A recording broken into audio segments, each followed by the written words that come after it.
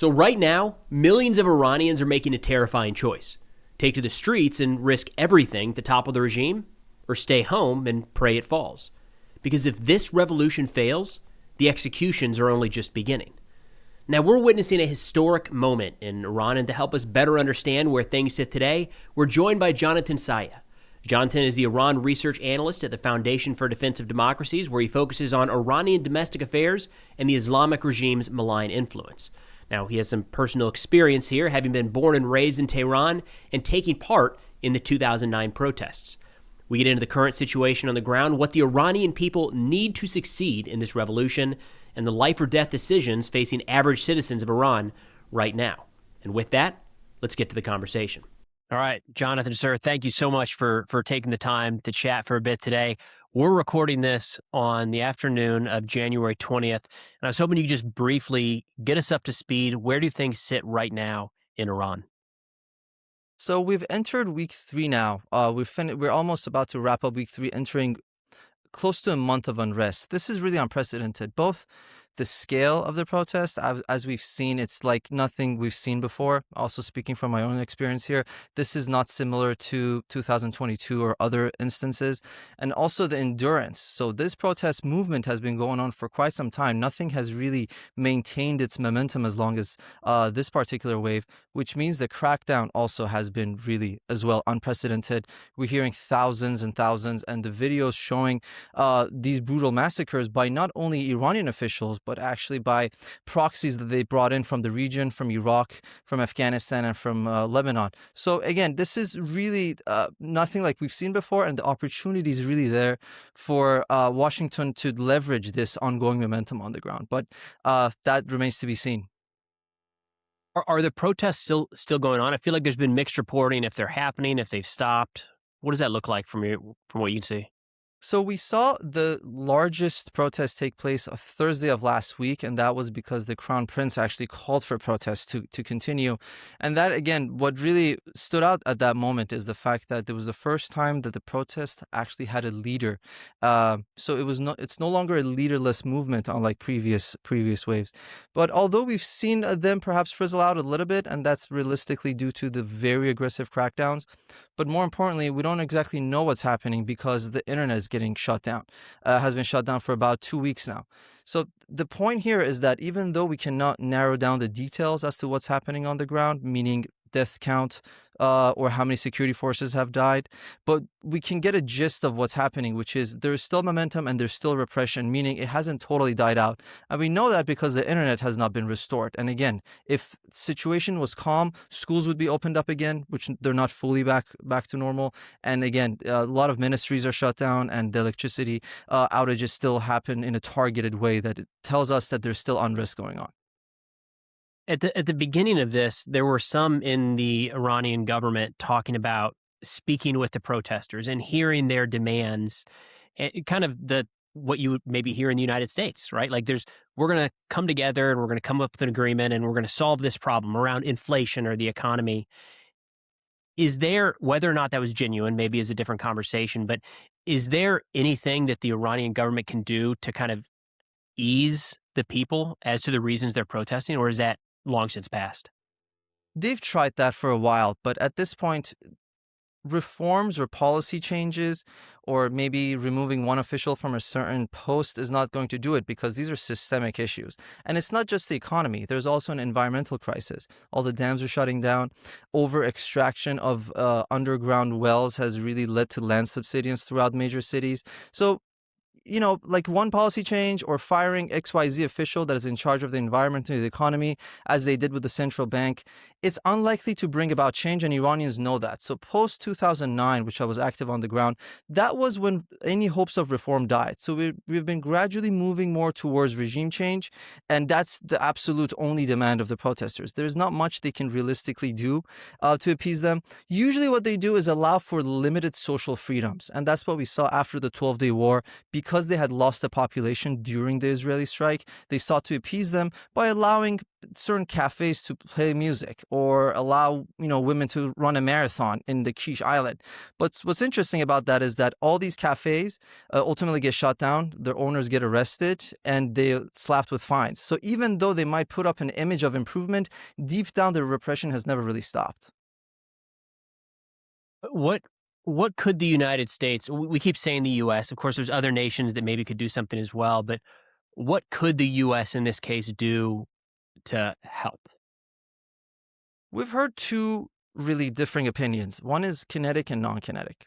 Diving into the non-kinetic options, you have, let's say, internet access, providing more circumvention tools like VPNs, and Starlink has been a game changer. But these non-kinetic, or for example, another option would be to establish a strike fund for laborers that are going on strike that in certain areas. So oil field workers, energy sector, broadly speaking, truck drivers, parallel with the Bazari, the class, the business owners at the central markets. That would realistically give a lot of energy to the anti-regime sentiment. But the issue with the non-kinetic options is that you usually set this framework in place before protest movements. So as this protest movement has really intensified, these measures are not going to immediately change the calculus on the ground. What would really change the basic dynamic between the regime and protest movements would be realistically kinetic engagement. But this is not about putting boots on the ground. There's no expectations of repeating similar military strikes like we saw in Iraq or Afghanistan. It's about really leveraging the Iranian people on the ground that are increasingly anti-Islamist. We have not seen any signs of radicalization by any means or extremism amongst the Iranian civil society movement. Because of that, when we say kinetic strike, we're talking about going after the repression apparatus.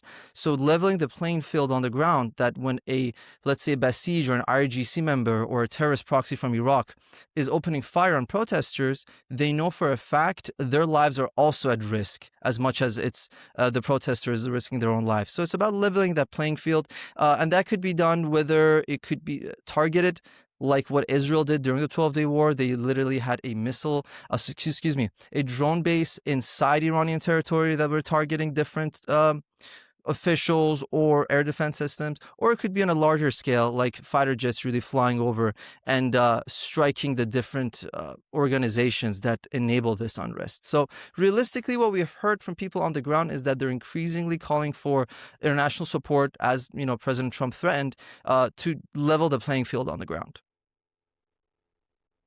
Yeah, there's one of the I think reasonable questions here is what would come next? Like, we got it, IRGC's bad, Khamenei bad. The regime has a lot of American blood on their hands, not to mention the amount of people they've killed in Iran and across the Middle East. But I feel like we're not hearing anything about what would follow that. And it seems like there's a little bit pointing at the Crown Prince here in the U.S. But, let's be honest, the guy's he's outside of the country. Is there any movement inside of the country that would take over? So when we talk about the prospects of regime change, the insight they offered is oftentimes used to point out the fact that there are very few movements emerging from inside Iran. And that is, when you're discussing that, you have to remember, one, as we saw, they opened fire on protesters in the thousands. They really don't hold back. But more importantly, the execution campaign against political dissidents inside Iran should not be underestimated. You're talking about a regime that has the highest executions per capita. They execute almost the most amount of people, just second next to China. But again, per capita, they're the highest, oftentimes for political crimes. So the idea that something can emerge from inside Iran that is not there's not somehow colluding with the Iranian regime is not entirely realistic. Because as soon as you really go for change and you want to talk about regime change, immediately they're going to unfortunately execute you. What we've seen inside the country is more of a reform movement, not really objecting to the Islamic Republic, but perhaps reforming certain political decision or reforming maybe the economy. But we haven't really seen anyone inside the country advocate for regime change without really getting either thrown in jail or realistically executed. And there's been other examples, both in Iran and other places, that the revolution was led from the outside. 1979 was an example of that. Khomeini was not in country when that happened. So the opportunity is there. And I think the Crown Prince specifically is really, that's how he advocates himself, and that's what he's a lot of times seen as, is a transition figure. So you need to ensure that there is calm after, theoretically, the overthrowing of the Iranian regime. And there are a few issues with that. Number one, we might see separatist movements trying to take over. And you're talking about the Kurdish, the Baluch areas, potentially the Azeris, but even though that's not fully confirmed. And a nationalist figure, like the monarchy, that has 2,500 years of history inside Iran, who has been very against separatism, wants to have a unified Iran, because again, once you talk about separatism, then you might be talking about different terror groups that are linked to some of these separatist movements, and then that might have different ramifications for the region as a whole. For example, with Jaish al-Adl in Balochistan, they have ties to like a lot of Islamist groups, things of that nature. So in this particular case, you want a movement that's anti-Islamist to ensure that we're not going to replace this theocracy with another version of a theocracy. You want to ensure that it brings national stability, and that's the only way you can achieve that is through the Crown Prince. And he does actually have a day after plan under a certain framework as to what would happen in the next few weeks until a few months after the regime was overthrown, for Iranians to really have an election and decide if they want a constitutional monarchy, absolute monarchy, a republic, whatever the case may be. But I think what really changed perspectives on that was the fact that he was able to bring people to the streets, as I mentioned earlier. So his call for protest, actually, we saw the highest numbers. So I don't think the influence should be underestimated, and the focus should really be on a transitional movement as to what we would do immediately after the regime change. Well, to be blunt here, we know the Iranian people have been incredibly brave going to the streets, and we've seen the violence that's been exacted upon them. Do they have the ability to overthrow the regime themselves? By themselves, they don't think they can, which is why they're increasingly calling for foreign intervention. And the term foreign intervention, I know it's been thrown out a lot, but it's not the first time that anyone in Iran is really talking about foreign intervention. So starting in 2009, and then again we saw in 2019 and 2022, and now the regime brings in foreign proxies to suppress protests. They leverage the relationship with Beijing to have surveillance tools identifying dissidents and later arresting them. So the idea that dissidents and protesters are the only ones asking for foreign interference is not necessarily true. This has been a situation where, like, really the country has been opened up to different foreign actors playing a role. Of course, both China and Moscow have been enabling this regime to really survive. So because of that, the idea that somehow Iranians don't want to agree with foreign interference is a little delayed. They already do. It's just a matter of the extent of it. And as we talked about, really, it's not about boots on the ground. It's not about risking American lives, as we saw in Iraq and Afghanistan. It's really about decapitating the leadership that would enable the mid-level officials and lower-level officials to either defect or face the people. Are we seeing any defections, any signs of that happening across the government? We've seen, so usually how they start is by disobeying orders. And we've seen examples of that. A few officials have been arrested, armed personnel, of course, for disobeying orders. That's usually a good sign that things are headed that way. Another example is that the IRGC put out a statement a week prior, I think, specifically threatening anyone who would defect. And they later actually changed that statement and removed the part about defections, which again tells us that there is momentum on the ground. Ultimately, another way of looking at it is if a regime is relying on foreign proxies for its crackdowns, that means it fears defections inside. The fact that you have to rely on an Iraqi or an Afghan or a Lebanese person to come open fire on Iranians means probably other Iranians, even though they're aligned with the regime, at this point are reluctant to open fire. And we've seen a few examples of that. So it's really in place.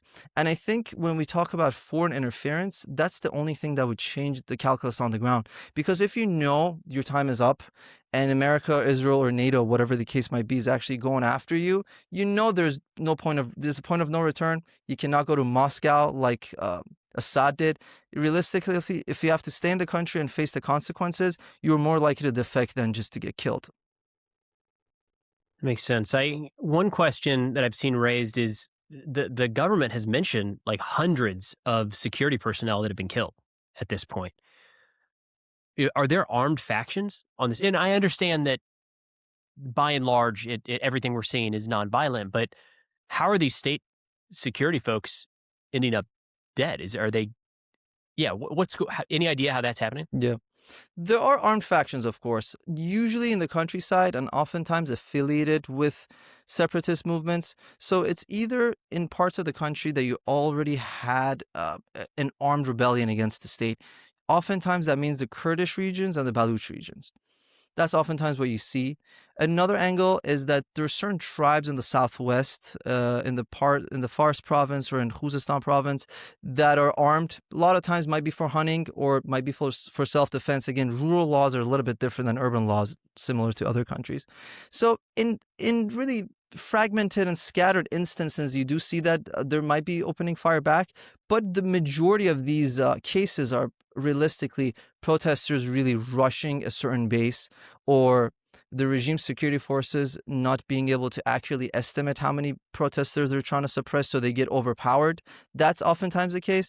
We've seen some videos showing urban protesters using Molotov cocktails. Again, very limited instances. So realistically, you're talking about great numbers really being able to see this as a point of no return. And the average Iranian, when I talk to folks on the ground too, as often as I can, given all the internet outages, but there's still some ways around it, is that they think if they don't go and protest right now, it's either a matter of dying on the street or it's about dying a week later as they come and arrest you in your home and then execute you. So given that that's the mindset, realistically explains why we're seeing an increased death count for the regime officials.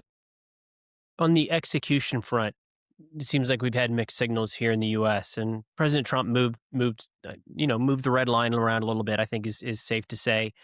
But there was talk of the executions have stopped or there's not going to be any more. What are you getting from the ground? What does that look like today?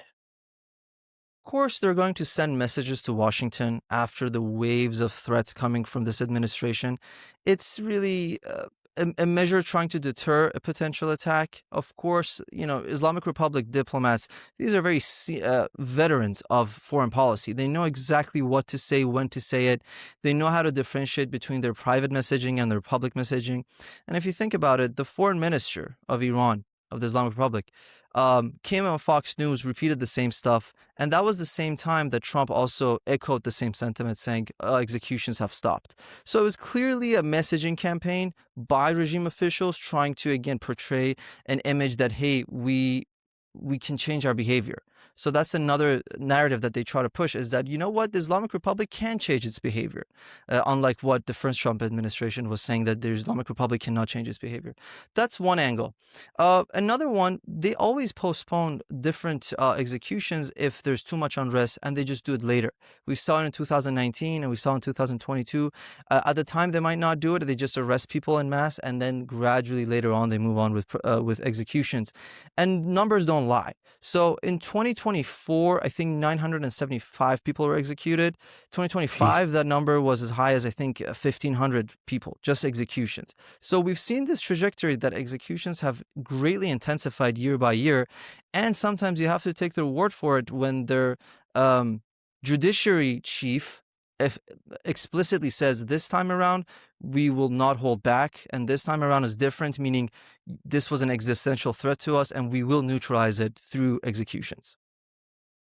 It's hard to grasp that there's people right now trying to make the decision of, do I go out and risk my life protesting or stay here and risk my life that the government doesn't change and they come after us later? How much longer can the Iranian people go on like this? Is there much room left for them to push? The window of opportunity is gradually closing up, I'd say. The fact that it's gone on as long as it has, again, calls from the opposition leader, the Crown Prince, and of course calls from the Trump administration saying, keep this going, help is on the way, is realistically what has enabled this movement to go on as long as it has. But realistically, we might be talking about maybe another less than a week probably until like people start to feel demoralized. Time is of essence. But that said, I think what really sets this movement apart is that, again, because they see it as a point of no return, even if we see the protests die out, with effective messaging campaign towards Iranians, we can bring them back again on the streets. So because this time around, almost every family in Iran has lost a loved one after the massacre. So every family individual inside Iran currently has an incentive to see this regime go away. And they're calling this a revolution. They're not even calling this a protest wave.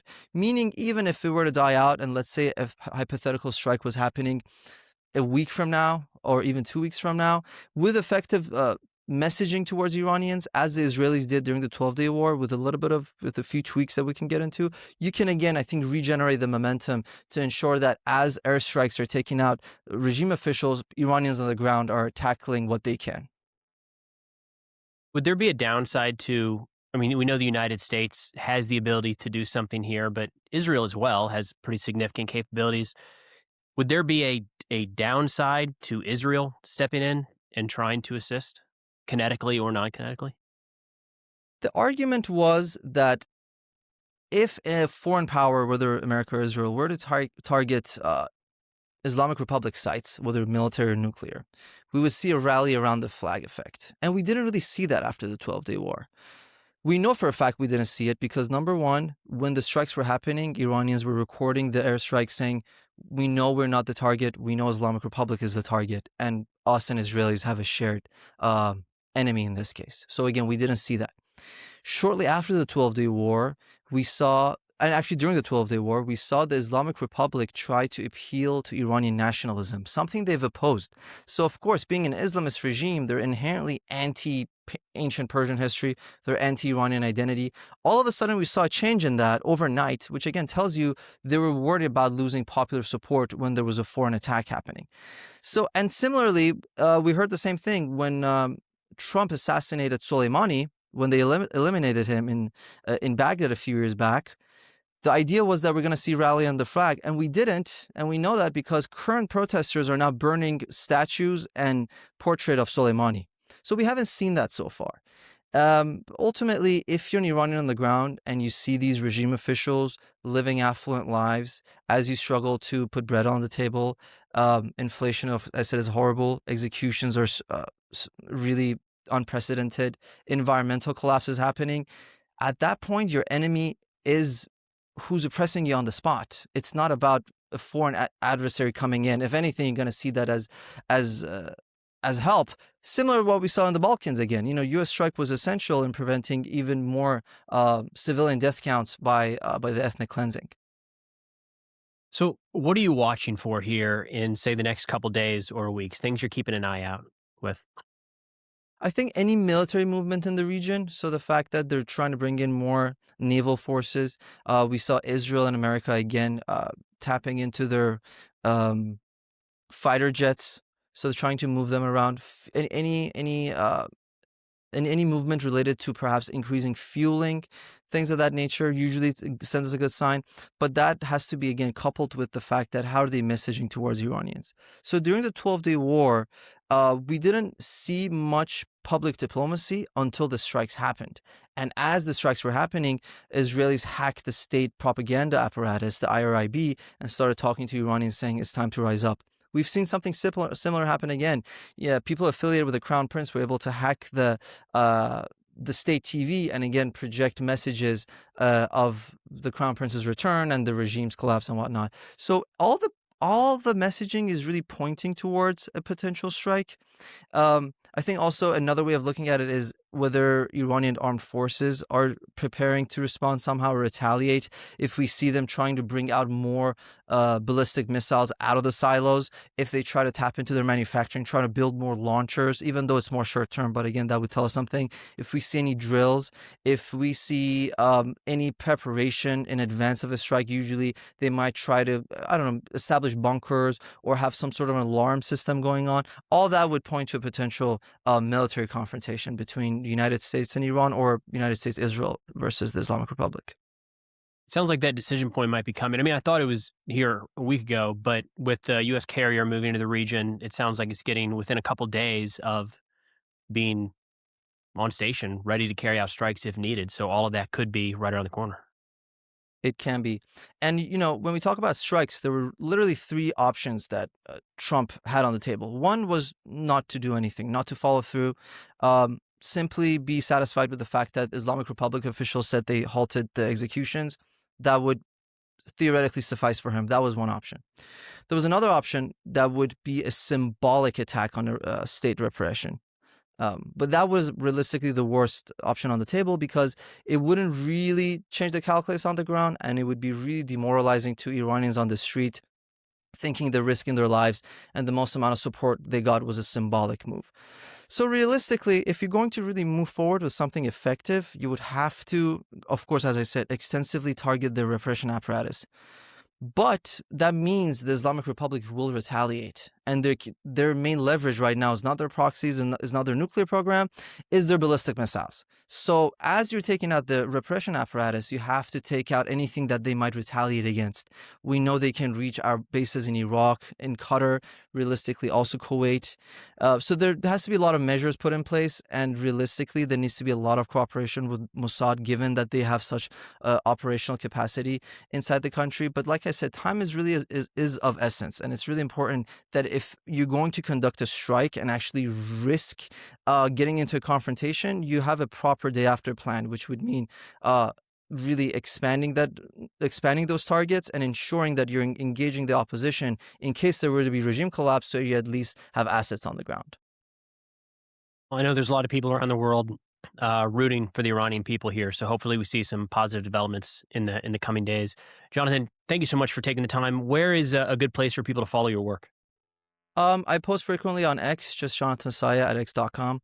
Or also, if you want to tune into the Foundation of Defense of Democracies, I do either podcast through the Long War Journal, or I write frequently, whether it's FDD's publication or I write outside as well, that oftentimes get posted. So those two platforms would be where I think is best to be tracked. Excellent. We'll put that in the description below. And Janatan, thank you again so much, man. Thank you for having me. So thank you so much to Janatan for taking the time to walk through all of that today. Again, you can find all of his work at the links in the description below, and just really valuable to be able to get his insight. Somebody that's so focused on Iran, has personal experience there, and still knows so many people in the country that he's interacting with to get the real-time situation of what's happening on the ground. But that's all we got for now. Thanks for watching, and I'll see y'all next time.